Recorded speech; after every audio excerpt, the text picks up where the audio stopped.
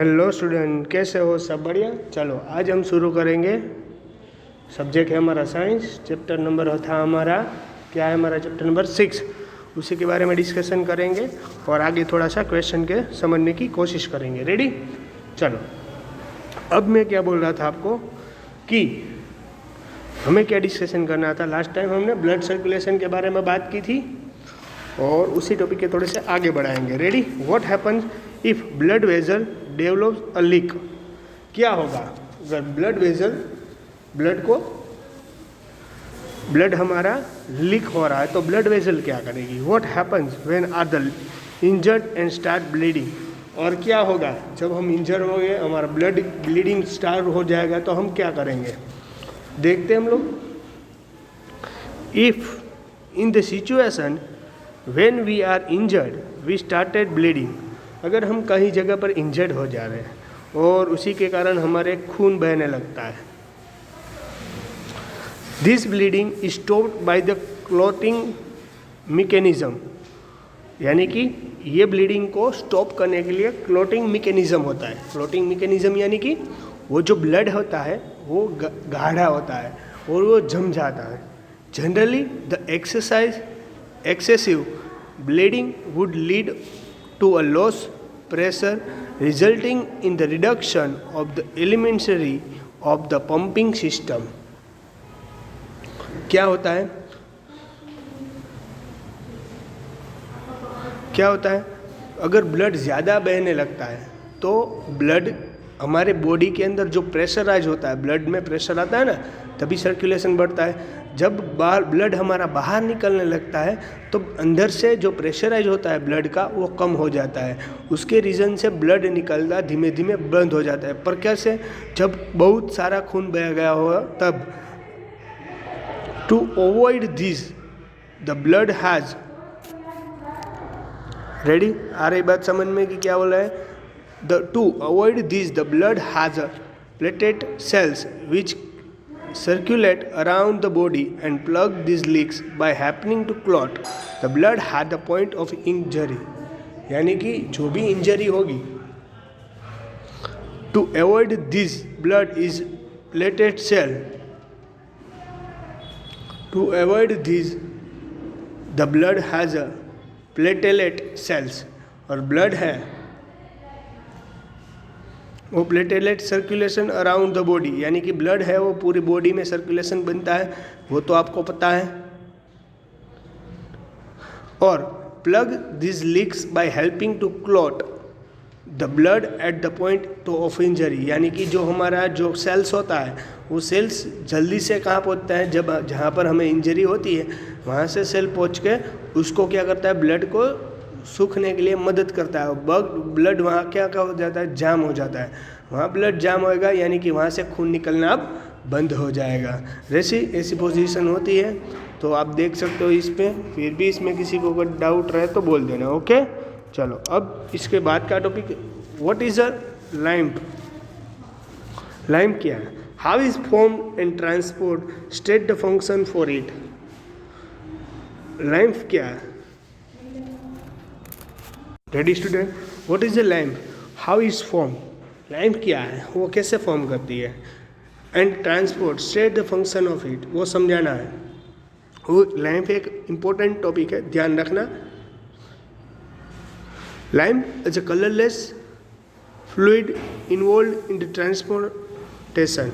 यानी लैंप है एक कलरलेस लिक्विड है, वो involve in transformation. It also called tissue fluid. एक कलरलेस लिक्विड है, वो ट्रांसफॉर्मेशन के लिए होता है, इन्वॉल्व इन ट्रांसफॉर्मेशन। और it's also called to tissue fluid, इसे टिश्यू फ्लूइड भी कहा जा सकता है। Third, that pores present in the wall of the capillaries.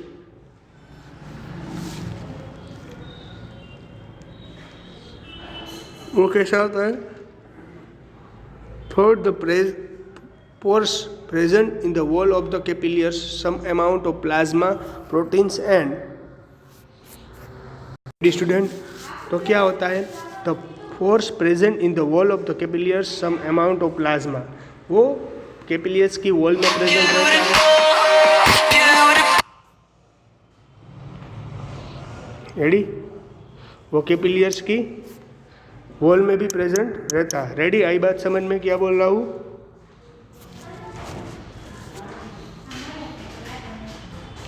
Complete.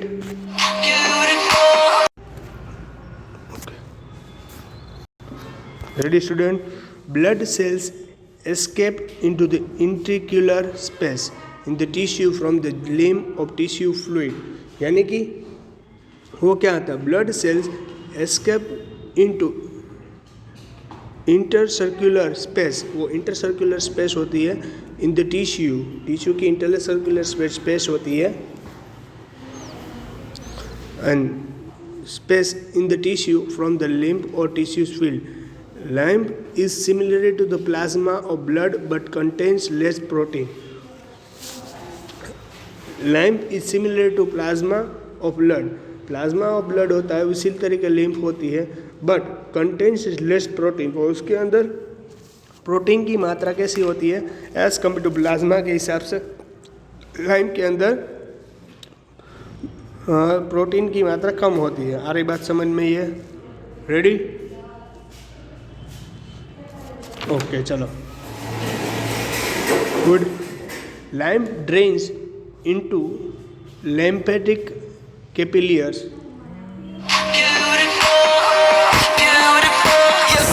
Ready student? अब lymph drains into lymphatic capillaries from the intraocular space, यानी कि ये जो भी lymph है वो कहाँ पर होती है वो देखना पड़ेगा हमें, ये किसके लिए हेल्प करती है।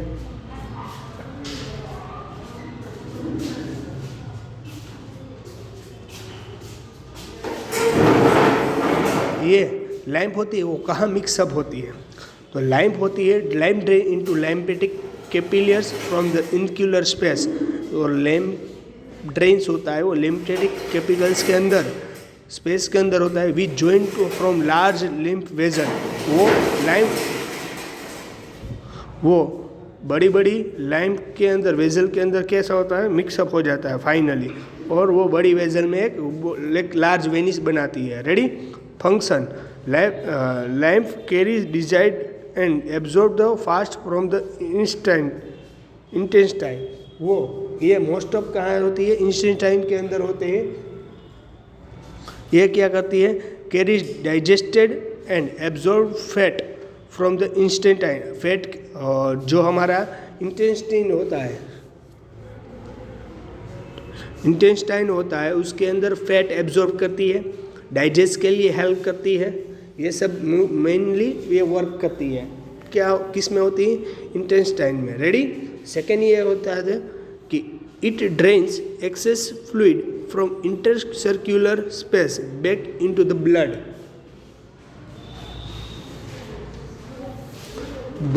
जो इंटरसर्कुलर स्पेस है उसमें से ब्लड को इकट्ठा कर से वापस उस ब्लड को कहाँ भेजता है? जो ड्रेन एक्सेस है उसमें फिर से वो भेज देता है। आ रही बात समझ में कि नहीं आ रही बात समझ में? रेडी?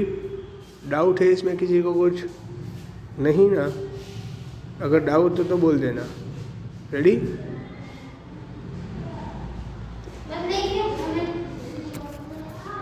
आ रही बात स्टूडेंट समझ में? तो ये इम्पोर्टेंट टॉपिक था, तो उसी के बारे में ध्यान रखेंगे हम लोग। अब हमारा सबसे बड़ा और इम्पोर्टेंट टॉपिक है वो है ट्रांसफॉर्मेशन इन द प्लांट्स।